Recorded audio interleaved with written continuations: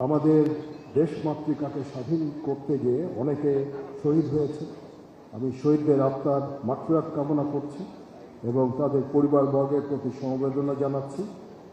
মহান রব্বুল আলামিন শহীদদের জান্নাতুল ফেরদৌস নসিব করুন, আমিন। আপনারা মহান মুক্তিযোদ্ধাগণ, জাতির শ্রেষ্ঠ সন্তান। আমরা সবসময় আপনাদের নিয়ে গর্ব করি। আপনারা খালি মুক্তিযুদ্ধই করেননি, আপনারা এই সেনাবাহিনীকে গঠন করেছেন। আমি যখন সেনাবাহিনীতে জয়েন করি তখন অনেক মুক্তিযোদ্ধারা ছিলেন এই সেনাবাহিনীতে, অফিসার, জেসিওস, সৈনিক, এবং আমি এনাদের অনেকের সাথে চাকরি করেছি। এখন আর মুক্তিযোদ্ধারা নাই, চাকরিতে নাই। আমি অত্যন্ত শ্রদ্ধা ভরে তাদেরকে স্মরণ করি। তারা যেই শ্রম দিয়েছেন সেনাবাহিনীর জন্য, সেনাবাহিনী আজকে যে পর্যায়ে আছে এটা মূলত তাদের অবদান। ওনাদের অবদানের ফলে আজকে সেনাবাহিনী এই পর্যায়ে আছে। আপনারা জানেন যে গত 18 মাস ধরে আমরা একটা বিশেষ সময় পার করেছি এবং সেনাবাহিনী দেশের শান্তি শৃঙ্খলা রক্ষার কাজে নিয়োজিত ছিল এবং সেনাবাহিনী অত্যন্ত সুশৃঙ্খল ছিল এবং সুন্দরভাবে কাজ করেছে। এটা একমাত্র সম্ভব হয়েছে আপনারা যে সেনাবাহিনীর যে ফাউন্ডেশন যেটা রচিত করেছেন, সেই ফাউন্ডেশনের ফলে আজকে এই সেনাবাহিনী এভাবে দৃঢ়তার সাথে তাদের কাজগুলো করে গেছে। সেই আঙ্গিকেও আমি অত্যন্ত শ্রদ্ধা ভরে আপনাদেরকে স্মরণ করছি। এবং আমি যখন সেনাবাহিনীতে জয়েন করি তখন আপনারা সেনাবাহিনীতে ছিলেন, বিভিন্ন পর্যায়ে ছিলেন এবং আমরা অনেক কিছু আপনাদের কাছ থেকে শিখেছি। আপনারা এসে আমাদের সাথে যোগদান করায় আজকে ইফতারিতে আমরা অত্যন্ত সম্মানিত বোধ করছি। আমরা আপনাদের সুখ সমৃদ্ধি কামনা করছি। আমাদের জন্য দোয়া করবেন, আমরা আপনাদের জন্য দোয়া করি।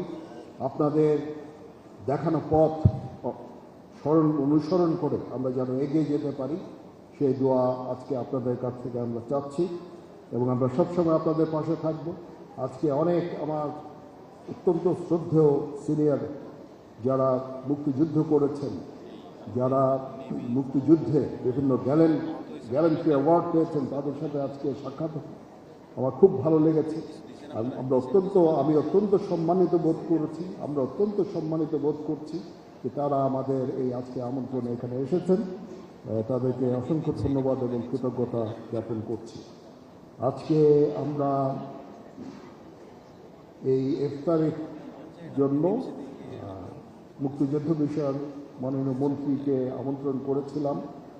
আজকে সংসদের প্রথম অধিবেশন ছিল, উনি স্পিকার নির্বাচিত হয়েছেন এবং আমি ওনাকে আবার ব্যক্তিগতভাবে বললাম যে স্যার, আমি তো সবাই আপনাদের এক্সপেক্ট করছে।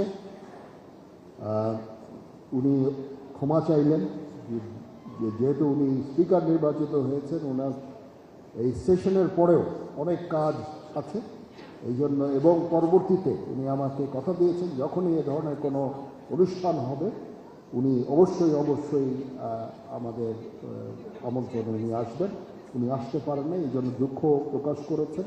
এটা আমি মনে করলাম যে আমার কর্তব্য আপনাদের জানিয়ে দেওয়া, এবং উনি সব সময় আমাদের পাশে থাকবেন। উনি বলেছেন যে 71 সালে ওনারা এই সেনাবাহিনীকে ওনারা গঠন করেছেন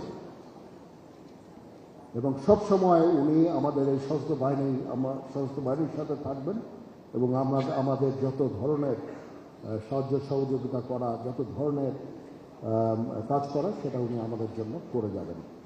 তো ইনশাল্লাহ আমরা অত্যন্ত সুন্দর ভবিষ্যৎ কামনা করছি।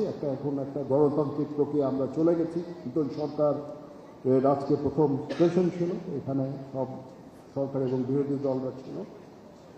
একটা প্রাণবন্ত সংসদ দেখতে পেলাম।